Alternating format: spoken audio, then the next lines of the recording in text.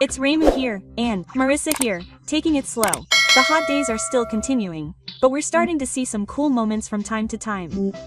Time really does fly, doesn't it? This summer has gone by in the blink of an eye, but there have been a lot of events happening around the world. That's right.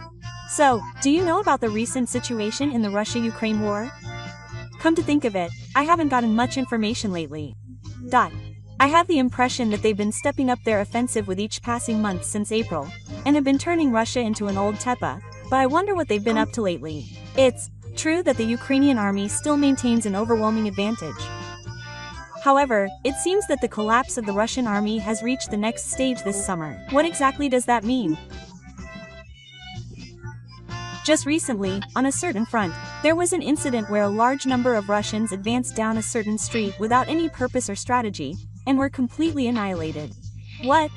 So, this time, I'll explain how the Russian army is moving to the next level. Take your time. It seems that there was a major development in the Russia-Ukraine war as September began. Oh, because shocking footage from the Donetsk area of Ukraine was recently released. I wonder what that footage was about. To put it simply, it shows the Russian military suffering massive casualties. Analysts have described the situation as a road of the dead. So this is probably one of the biggest defeats the Russian military has suffered in recent years. That's right. The footage also shows 160 bodies of Russian soldiers lying on the road. Seriously? It seems like I'm getting old and something terrible has happened.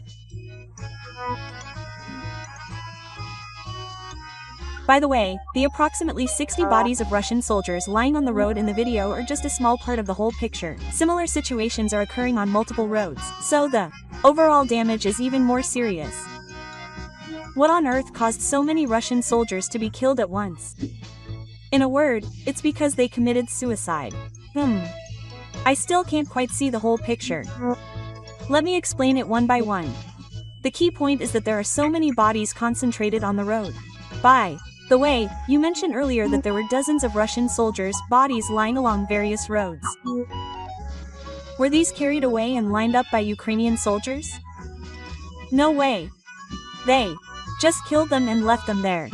So that means that as a result of the fighting in the Russian peace park, they were able to cut through a single open road one after another, leaving a huge number of corpses lined up along the road.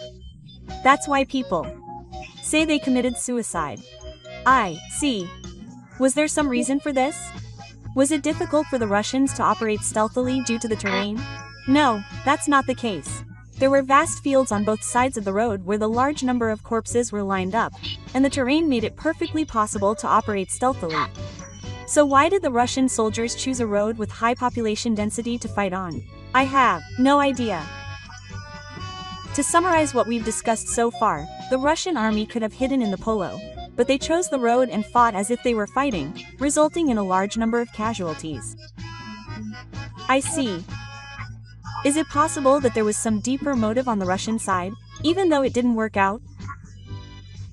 Many experts have also considered this move, but no matter how much they read into it, it seems that they still can't figure out the meaning. In the end, it's just another suicide. Walking through the weeds is like this, but walking on the road is like going to your death. Soldiers moving on asphalt or gravel roads with high visibility are nothing more than easy targets for Ukrainian military drones and surveillance equipment, and the analysis ends with harsh criticism. So it's not like this is a strategy that seems useless at first glance but actually has a real ulterior motive. The way that Yutaka was being manipulated and walking down a single road and losing his life one after another is the only way to think of it other than as a simple tactical suicide. What on earth is happening in the Russian military right now? It's really a mystery. This time, the old man's move was different from a suicide mission to a target like a kamikaze squad, and it didn't make any sense at all. It's true that he didn't say he would damage the enemy even at the cost of his own life, but he just walked along a dangerous route with a man and ended up being a one-shot. It's exactly as he said. Furthermore, the route they entered was a zone where the Ukrainian side had already figured out the firing coordinates. In other words, the Russians walked peacefully along a road where the initiative was completely in the hands of the Ukrainian side using drones.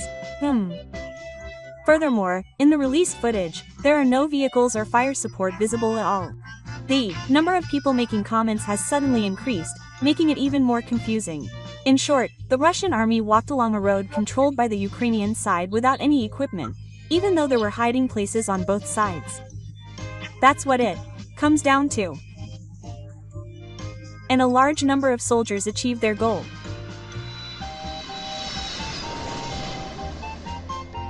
The more information we gather, the less we understand the intentions of the Russian army's actions. This is because they can't even come up with the most basic tactics. Is it also because the Russian army only has inexperienced commanders left? There's no doubt that there are elements like that. I've explained many times that the Russian army walked boldly along the road at the time, but to be more specific, it is speculated that they deployed small groups of 2 to 3 people one after another. However, the fact that there were so many casualties in such an operation suggests that once one group was completely annihilated, the next group would charge back along the same route. No, it's not that kind of game. You're exactly right. In shooting games, there's a tactic called the infinite respawn strategy, where you keep sending soldiers from the point where the character respawns, and what Russia is doing now is similar to that. But that's only possible because the characters have infinite lives in the game. There's no doubt about it. It's a terrible strategy with no purpose, no effect, and no sense of ethics. Did the current Russian commanders really think this strategy would work? It's possible that this method was based on the squad tactics that the Russian military is proud of. Well, in reality, each unit is being wiped out mechanically and in a random order. I see. But isn't it also amazing that the Ukrainian military itself responded without overlooking Russia's complacent new army, which is why so many soldiers were killed? You've noticed something good. The Ukrainian troops stationed in Poroshi are the best of the best, such as the OK and the 3rd Training Brigade. Well, then there's no way the Ukrainian side could win. Yeah. And those soldiers are skilled in using the latest electronic beams, including drones. The latest battle between Ukraine and Russia in Poroshenko was haphazard and unequipped with AVS. That's right. Incidentally, Russia's terrible tactics are at a level that even local Ukrainian soldiers can't stand, and Russian commanders have no idea other than to overwhelm with numbers. They even said that making them charge with such foolhardy tactics is proof that they don't see soldiers as human beings. On the other hand, hearing these stories, it seems that the Ukrainian military had a strong confidence that they would never be defeated by Poroshenko. In fact, local Ukrainian soldiers asserted that Russia would not be able to overcome them even if they deployed 100,000 troops. Well, the Ukrainian military actually showed their determination this time, symbolizing those words. It seems that the collapse of the Russian military has entered the next stage. Does that mean that the Russian military will continue to repeat operations like this one, which are meaningless, have no purpose, and only result in mass casualties? The high possibility is that there are often announcements within the Russian military that anyone who disobeys orders will be executed, and there have been reports of superiors directly threatening their subordinates. In other words, they have no choice but to follow the plan devised by an inexperienced commander. The Russian army is now surrounded by a situation where they have to follow a plan without an objective, and therefore have to wonder if they will. It's a terrible situation. I know it's not easy, but why don't the Russian soldiers stand up and refuse or resist the plan? That's exactly what we've been talking about lately. It's obvious that a plan to just go straight down a paved road with lanes is completely wrong and impossible. I understand what you're saying. There's actually another reason why soldiers obediently follow a plan that will definitely cost them their lives, in addition to the condition that anyone who doesn't follow orders will be shot. What on earth is that?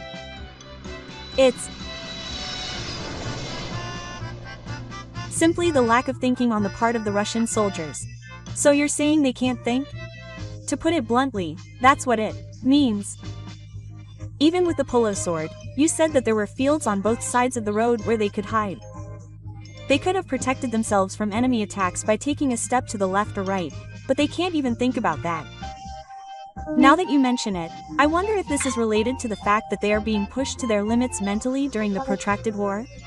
That's part of it, and the fact that the Russian military has a military culture that doesn't require them to think from the beginning, Has the idea of doing things silently and without thinking been ingrained in the military since ancient times? That's right. They just push forward without asking questions or considering their options. That's the correct image of a Russian soldier. And a motionless military with no plans and no tactics has led to the current state of affairs. Oh, and on top of that, the military is indifferent to human life, so it's really the worst. The cycle of introducing new stages and being burned down will probably continue indefinitely in the Russian military. Let me confirm again here. Even though things are so difficult on the ground that they are being rushed in without any preparation, President Putin is still trying to continue the war. Oh, and by the way, Dmitry Medvedev, Putin's right-hand man, happily announced a plan for the Russian military to recruit 400,000 new soldiers per year. Yes. Are they really going to continue this hellish loop of mindless assault operations for a while longer? It seems like their goal is to replenish their corps to maintain the line of mass attrition. Russia really doesn't see soldiers as human beings. They're nothing more than expendable supplies. And the front lines where the most expendable supplies are being thrown into are the ones that include Pokrosh. Could it be that the war will continue unless President Putin is brought down? That's a high possibility. Even in the face of a recent surrender like Pokrosh, the Putin regime has not given up, and he has made it clear that the operation will continue unless Ukraine becomes a peacemaker and abides by territorial law. It seems that the number of casualties doesn't matter to him. Yes, the deaths of soldiers are nothing more than statistics, and the settlement of defeat is ignored, with only a structure without strategy being maintained. Therefore, Russia is still issuing assault orders while continuing to pave the way for death. It seems that we will have to keep a close eye on what will happen to the Russian army as September comes to an end. Right away, there have been a lot of calls for the president to resign in South Korea recently. That's surprising. Wasn't he just inaugurated? But Lee Jae-myung has already lost trust after only a short time in office. Why was he abandoned so quickly? Could it be a scandal? Of course there is a scandal, but it's not just that. In the first place, his brand of being a friend of the common people has completely come across as resentful. He has a popular image as a supporter of the common people, but has it backfired? There were high expectations when he first took office. He gathered support by saying he would break the monopoly. But when the dust settled, all that came out were allegations of political funding irregularities and a number of other acts of dereliction. Wow, he really did let people down. What the public is particularly upset about is his attitude of not properly answering the allegations. He was ambiguous when asked to appear, and he just kept running away, shirking his responsibility to explain. So they're more disappointed by his lack of sincerity than by his irregularities. That's right. And the economy is in shambles at this time. Employment for young people is tough. Housing prices are skyrocketing, and people's lives are tough. Far from maintaining the support rate, he's becoming the target of anger. Right. And so, a mood of calling for him to be stopped spread rapidly among the people. The opposition was particularly strong among the younger generation. Once trust is lost, it's hard to regain it. And the opposition came from within as well. A recording of the Tonuchi meeting was leaked on SNS, exposing the quarrel between the members. Oh no! Isn't that a complete collapse? Some members are saying that he's no longer the face of the party, but a liability. Even in the case, the supporters and opponents clashed, and the police had to be called in.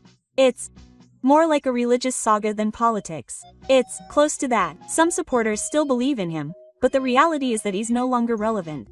That's why the media is now saying that the words are just a matter of time. But there's also concern about who will fix things up once he's stopped. That's the problem. The fact that there are no public figures is also adding to the confusion. Yeah. Once the public is fired up, there's no turning back. Public suspicion has reached its peak. In the past, if you criticized him, you would be labeled a pro-Japan figure, but that's not the case anymore. The prosecutors are receiving reports and whistleblower complaints from citizens on a daily basis. Isn't it impossible to restore trust, let alone maintain the government? That's right. It's a perfect example of a dramatic downfall of the government. And the reason Lee Jae-myung was able to gather so many followers so quickly? It was half a day. There it is, that word. Half a day is a common phrase in Korea. But in Lee Jae-myung's case, he made the most of it at a strategic level. The No Japan movement of 2019. He was shouting those words as he stood in battle. Don't buy Japanese products, don't go to Uniqlo, don't fly with Japanese companies. That was outrageous. The atmosphere there was strange. It was as if making Japan the enemy was justice. But isn't that just letting emotions get the better of him? That's right. He was a genius at turning anger into political energy. He especially forced the younger generation to believe that if they beat up their enemies, they would be considered good, and he solidified his instructions.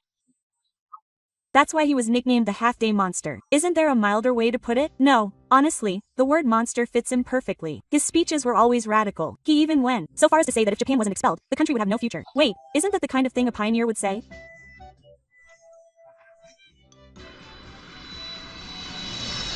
Furthermore, at an international conference, he suddenly brought up the Takeshima issue at a Japan-Korea Parliamentary Friendship Association meeting that went out of control, and declared that the very existence of Japanese lawmakers was a problem. Is he really taking that kind of attitude in a diplomatic setting? That's right. For him, diplomacy wasn't about dialogue, it was about dancing.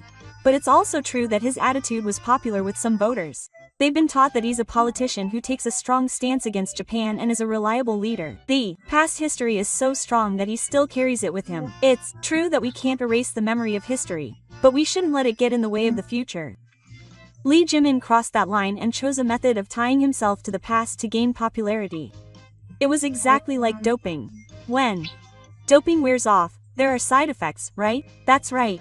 Right now, we're in the midst of those side effects.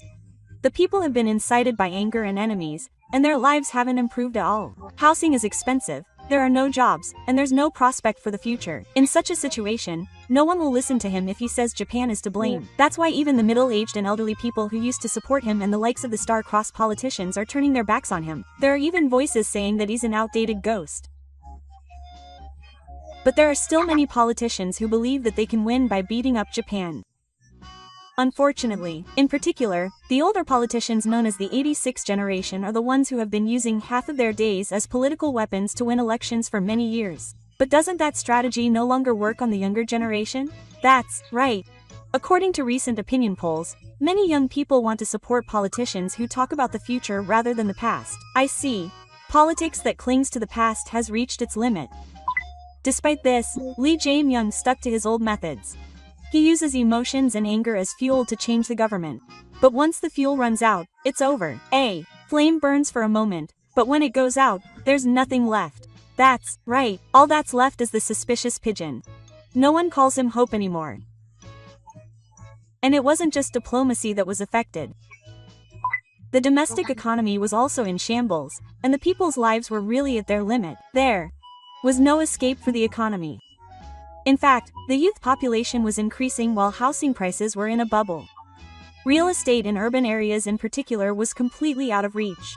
There's no hope for the future when you have neither a home nor a job. That's right. That despair about the future turned into anger at the government. But he hardly touched on economic issues like that, and just kept bashing Japan.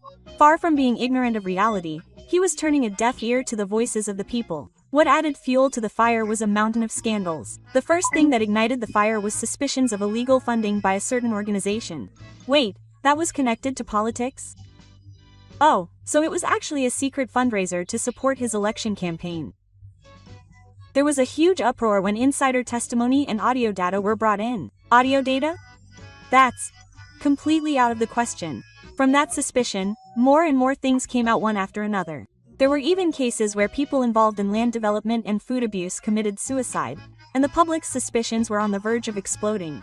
Wow, so this isn't a conspiracy theory, but a real story. Furthermore, the prosecution had obtained multiple pieces of evidence, and the foundation had already begun.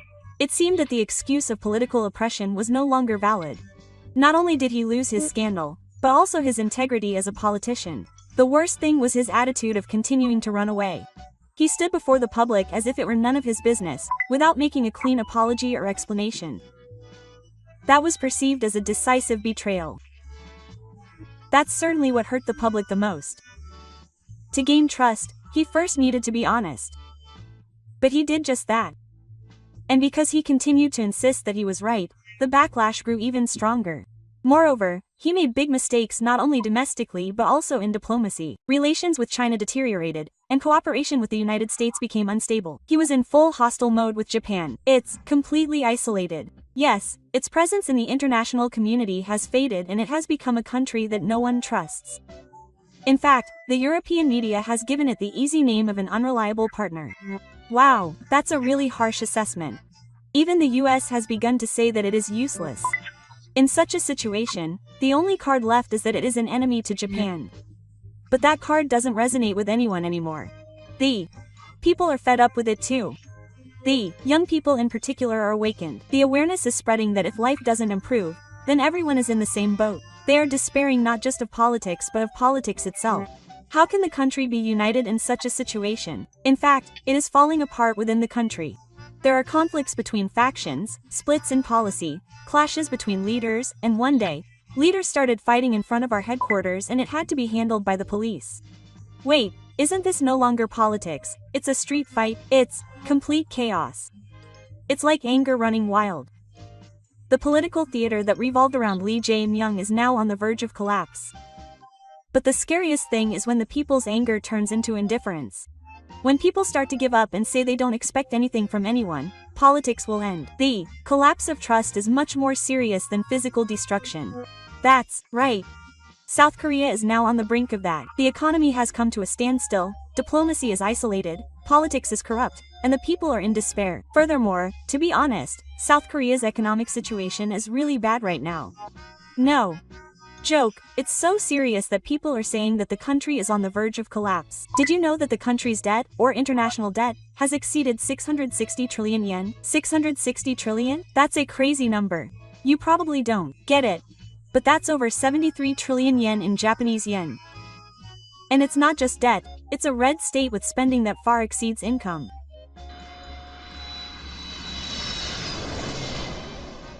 Aren't there any fiscal rules? Is there a system somewhere to put a stop to it? That's the problem. There is no mechanism to guarantee future sustainability.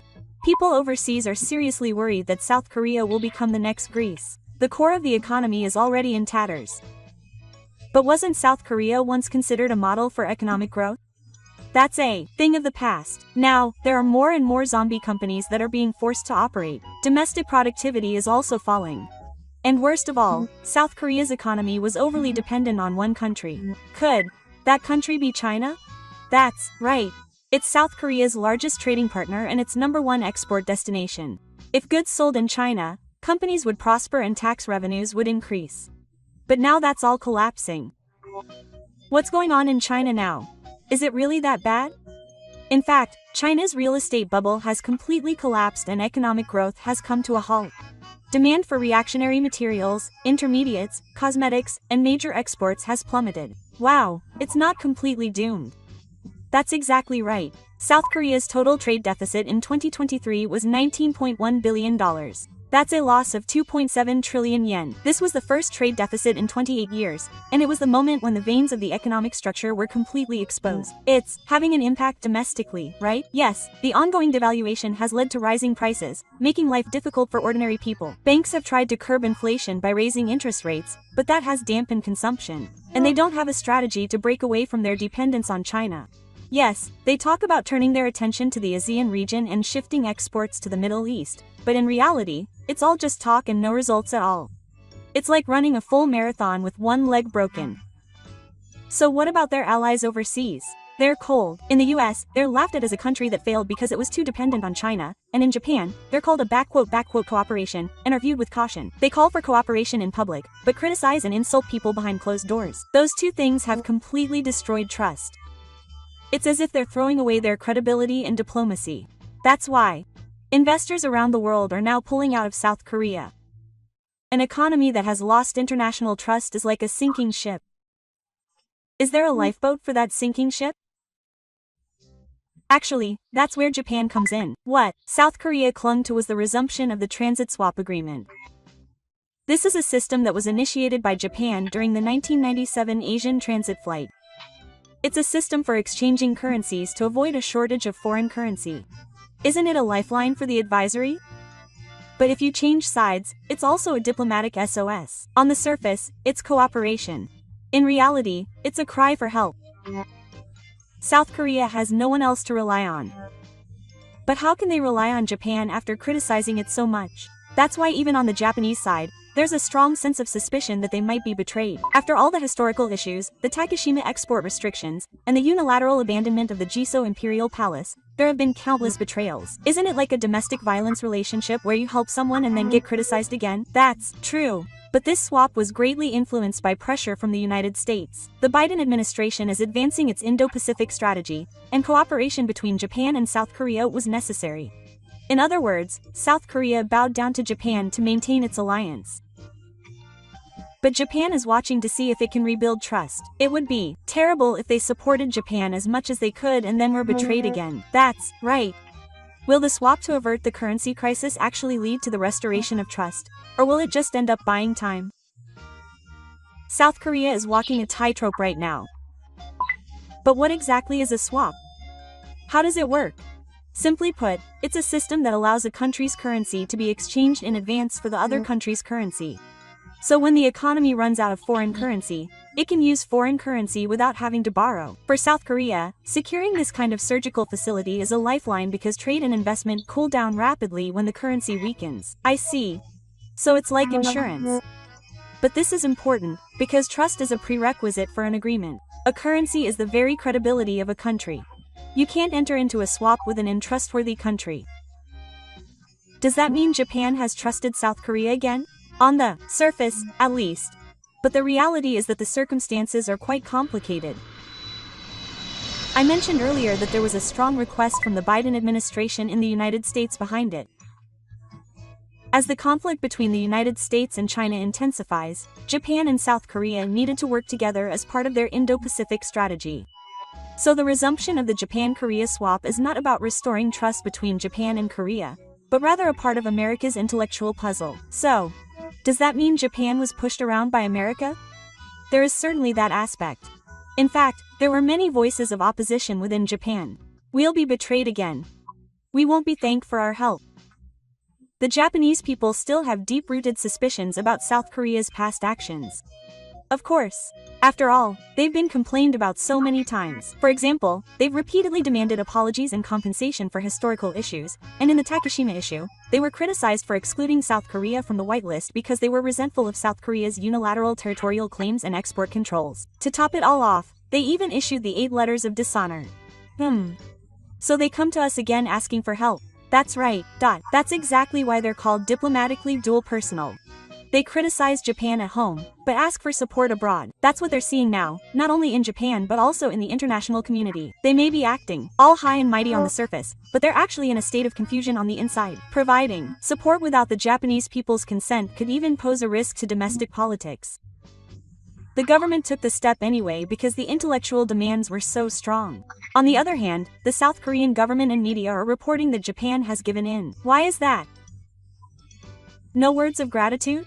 Apparently not. Rather, it's a natural step. Some even argue that Japan should cooperate more. This contradiction is the fundamental problem with South Korea's diplomacy. This swap is not a strategy to overcome the crisis, but merely a token measure. In other words, there is a possibility that they will just keep borrowing and complaining. That's right, the swap agreement is merely a credit contract. If they betray us again, there will be no next time. The international community will no longer see South Korea as a trustworthy partner. That doesn't mean there's no way out. It's exactly like being stubborn. Right now, not just Japan, but the whole world is stopping South Korea from making its next move. Yeah, that's right. The South Korean economy has temporarily improved since the currency swap was resumed, but that doesn't mean the fundamental problem has been solved. In fact, the eyes of people overseas looking at South Korea are becoming increasingly cold. But if the economy stabilizes through swaps, won't its reputation improve? On the surface, South Korea is asking Japan for help, while at the same time, it's been revealed that South Korea is continuing to shout at home that Japan should not be forgiven. Isn't that a complete contradiction? That's why it's also being called a dual personality diplomacy, or a victim business nation. Here are some harsh comments from overseas media.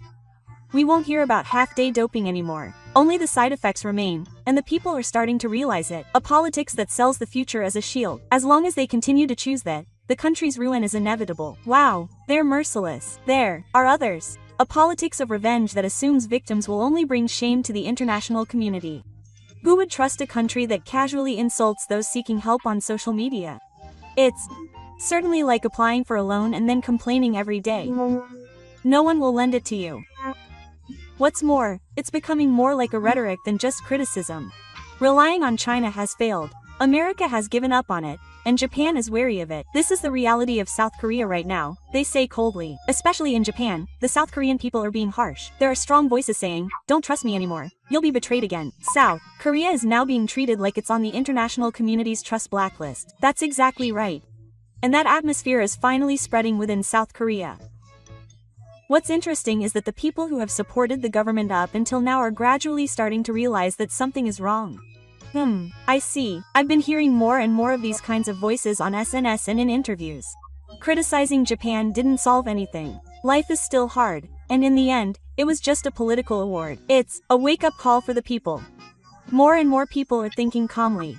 Young people in their 20s and 30s in particular have a strong desire to look to the future, not the past. Even when they are told about the damage they suffered in the past, they react with a sober attitude, thinking, "What's that?" But that generation wasn't originally cold to politics. That's true. But this time it's different. They're starting to take action because of their disappointment. There are movements to change things through elections, such as participating in demonstrations and speaking out on SNS. There's even a campaign to graduate from 86 generation politics. 86 generation. The old politicians who rose to power on the half-day path. Yes, they've used historical issues to manipulate the South Korean public opinion and continue to win elections. But now there's a growing sense that this approach no longer works. In opinion polls, more than half of the voters say the 86 generation should step down. That's a clear sign of a generational change. What's even more interesting is that even middle-class people in their 40s and 50s have begun to express their disappointment. They used to believe in it, but now they say nothing has changed. In other words, even the former ruling class has begun to turn their backs on it. So does this mean that Korean politics is now at a complete crossroads? Yes, it's up to the people to decide for themselves.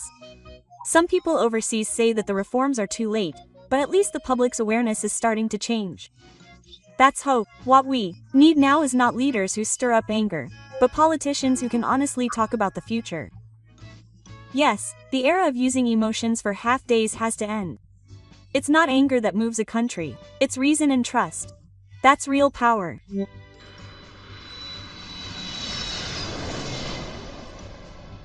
As we've seen so far, South Korea is in a terrible state both now and abroad. But that doesn't mean there's no hope. The real point always starts from the bottom. Where will that turning point be? The key is the emergence of the 86 generation and a new leader. It's true that we're no longer in an era where we can get a good deal by criticizing Japan. On the contrary, the younger generation is calling for politicians who can't talk about the future to step down. Jobs, education, housing, welfare. What they want is a realistic solution. Policy over emotion, sincerity over anger. That's right. That's why the next election is attracting so much attention. If the old forces step down and new, practical politicians take their place, the restoration of Japan-South Korea relations and the revival of the economy will become a reality. Conversely, if that can't be done, it will just be a repeat of the same thing. That's right. Breaking away from dependence on China, normalizing diplomacy, and domestic reforms all depend on whether or not we're looking to the future. Politics that clings to the past and uses anger to win applause has reached its limit. I see. That's what it means to create the future. It's not about leaving it up to politicians, it's about the people themselves making choices with their own will. If that doesn't happen, no matter who ends up in power, the results will be the same. Let's put an end to emotional politics. From now on, it's the era of responsible politics. That's all for the explanation. Was it easy to understand? So, if you enjoyed this video, please subscribe to the channel. Come back again and relax.